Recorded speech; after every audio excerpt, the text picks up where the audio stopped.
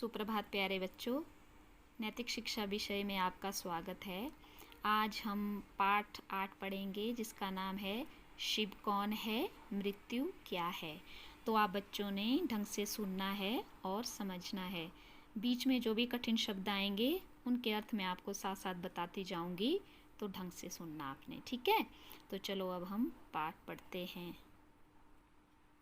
ज़माना रंग अपना कुछ न कुछ सब पर चढ़ाता है, मगर कुछ लोग रंग अपना चढ़ाते हैं ज़माने पर। अमल से ज़िंदगी बनती तो हम सब ही बना लेते, नवजिश जब तलक उसकी न हो कुछ हो नहीं सकता। तो इन पंक्तियों में बताया गया है कि ये दुनिया सब पर एक बराबर अपना रंग चढ़ाती है, लेकिन ऐसे कुछ ही विरले लोग होते हैं जो अपना रंग इस दुनिया के ऊपर चढ़ाते हैं। अगर अपने आप ये ज़िंदगी बन जाती तब तो सब ही बना लेते, है ना। लेकिन जब तक उस प्रभु परमात्मा की कृपा या दयालुता ना हो तब तक कुछ नहीं हो सकता। नवजिश होता है दयालुता, कृपा। तो आगे अब स्वामी दयानंद जी के बचपन की कहानी शुरू होती है। अब आप सब लोग ढंग से सुनेंगे। यह कहानी स्वामी दयानंद के बचपन की है। उनके हृदय में ऊपर लिखी 2 जिज्ञासाएं उत्पन्न हुई थी। जिज्ञासाएं होता है जानने की इच्छाएं। इन जिज्ञासाओं का समाधान खोजकर उन्होंने ज़माने पर अपना रंग चढ़ा ही दिया। गुजरात काठियावाड़ राज्य में टंकारा नाम का एक छोटा सा नगर है। यहाँ आज से लगभग 1 शताब्दी पूर्व, शताब्दी होता है 100 वर्षों का समूह, एक ब्राह्मण परिवार रहता था। इस परिवार के मुखिया करशन जी थे। यह परिवार धन धान्य से संपन्न था, मतलब अमीर थे।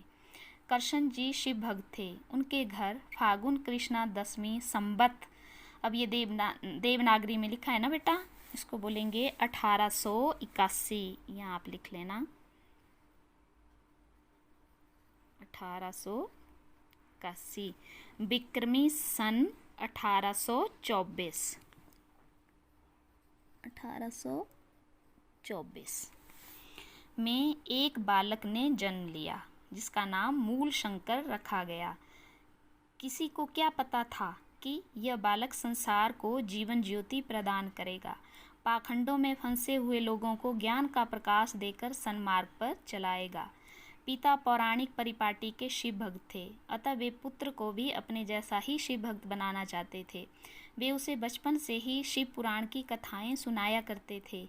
बालक मूल शंकर की बुद्धि तीव्र थी, तीव्र मतलब तेज, अतः उसने बाल्यावस्था से ही पुराणों की अनेक कथाएं याद कर लीं। बाल्यावस्था होता है बचपन। साथ ही 10 वर्ष की अवस्था तक संस्कृत के कई छोटे छोटे ग्रंथों को भी पढ़ लिया। घर के वातावरण ने उन्हें पूरी तरह शिव पर श्रद्धा रखने वाला भक्त बना दिया। वे प्रतिदिन मंदिर में जाकर शिव की अर्चना करते और ओम नमः शिवाय मंत्र का जाप करते थे। एक साधारण सी घटना के कारण मूल शंकर के जीवन में एक नया मोड़ आ गया। शिवरात्रि का अवसर था। परिवार में सबने बड़ी श्रद्धा से शिव का व्रत रखा। पिता ने उन्हें भी कहा, बेटा मूल, तुम भी शिवरात्रि का व्रत रखो। व्रत रखने से देवताओं के देवता महादेव शिव शंकर प्रसन्न होंगे। वे सारे संसार के स्वामी हैं, तुम्हें बहुत पुण्य मिलेगा, शिव जी के दर्शन होंगे। इस उपदेश को सुनकर मूल शंकर ने भी श्रद्धापूर्वक व्रत रखा। सारा दिन कुछ खाया पिया नहीं। सायंकाल होते ही पिता के साथ शिव पूजन के लिए वह मंदिर में पहुंच गया। उसने सारी रात जाकर शिव की पूजा करने का निश्चय किया। उस समय मूल शंकर की आयु 11 वर्ष की थी। आयु मतलब उम्र, 11 साल के थे उस समय मूल शंकर।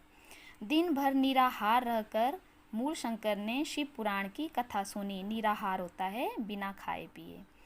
स्वयं भी शिव स्तोत्र का पाठ किया। उसके हृदय में भक्ति का अथाह समुद्र हिलोरे ले रहा था। पिता के समान उसने भी पूजा सामग्री अर्पित करते हुए शिव पूजन किया। एक पहर बीत गया, दूसरे पहर का पूजन आरंभ हुआ। जब तीसरे पहर का पूजन आरंभ हुआ तो भक्त लोग खर्राटे भरने लगे। मंदिर में सन्नाटा छाया हुआ था, परंतु मूल शंकर सच्ची श्रद्धा से शिव की सेवा में जाग रहा था। उसे भय था कि कहीं सो जाने के कारण व्रत भंग न हो जाए और वह व्रत के पुण्य से वंचित न रह जाए। उसी समय एक अद्भुत घटना घटी। इस घटना ने बालक मूल शंकर के हृदय में एक क्रांति की लहर उत्पन्न कर दी, उथल पुथल मचा दी। एक चूहा मंदिर में से किसी बिल से निकलकर महादेव जी की मूर्ति पर आ चढ़ा और उस पर चढ़ाए हुए फलों को खाने लगा। यह देखकर बालक मूल शंकर के मन में अनेक प्रकार के विचार उत्पन्न होने लगे। क्या यह वही शिव है जो संसार को चलाते हैं? क्या ये सच्चे शिव हैं? यदि यह सच्चे शिव होते तो क्या यह छोटा सा चूहा इनका इस तरह अपमान कर पाता? शिव पुराण में तो इन्हें दैत्यों और दुष्टों का विनाश करने वाला कहा गया है। दैत्य होता है राक्षस। तो क्या संसार का उत्पादक, पालक और संहारक शिव कोई और है? उत्पादक होता है पैदा करने वाला, पालक पालने वाला और संहारक नाश करने वाला। यदि वह है तो कौन है और कैसा है? अपनी शंकाओं के समाधान के लिए मूल शंकर ने समीप ही सो रहे पिताजी को जगाया। कृष्ण जी उसके प्रश्नों का उत्तर न दे सके। उन्होंने झुंझलाकर शिव के बारे में ऐसी बातें न करने को कहा, परंतु मूल शंकर अब भी सोच रहा था कि यह सच्चा शिव नहीं हो सकता। जो अपने ऊपर से एक छोटे से चूहे को नहीं हटा सकता, वह हमारी और संसार की रक्षा कैसे कर सकता है? इसी उद्विग्नता में वह मंदिर से उठकर चला गया। उद्विग्नता होता है बेचैनी। पानी पीकर व्रत भी तोड़ दिया। मूल शंकर के मन में अब सच्चे शिव को पाने की लगन उत्पन्न हो चुकी थी। सच्चा शिव कौन है? उसका रंग रूप क्या है? वह कहाँ रहता है? उसे किस प्रकार पाया जा सकता है? इन विचारों ने मूल शंकर को संसार की चहल पहल से उदासीन बना दिया। इस घटना के पश्चात मूल शंकर ने अपना मन पढ़ाई लिखाई में लगा लिया। लगभग 2 वर्ष बाद एक रात मूल शंकर अपने संबंधियों के साथ किसी मित्र के घर में कोई खेल तमाशा देखने गया हुआ था।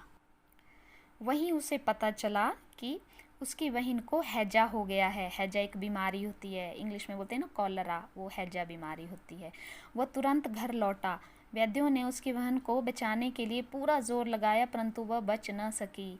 मूल शंकर ने अपनी आंखों से अपने जीवन में यह पहली मृत्यु देखी थी। जिस बहन को 4-6 घंटे पहले वह हंसती खेलती छोड़कर गया था, वही अब संसार से उठ गई।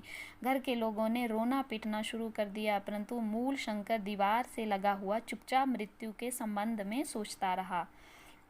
कुछ समय और बीता और फिर एक दिन उसके चाचा भी परलोक सिधार गए। परलोक सिधारना होता है मर जाना। मरने से पहले उन्होंने मूल शंकर को बड़ा प्यार दिया था।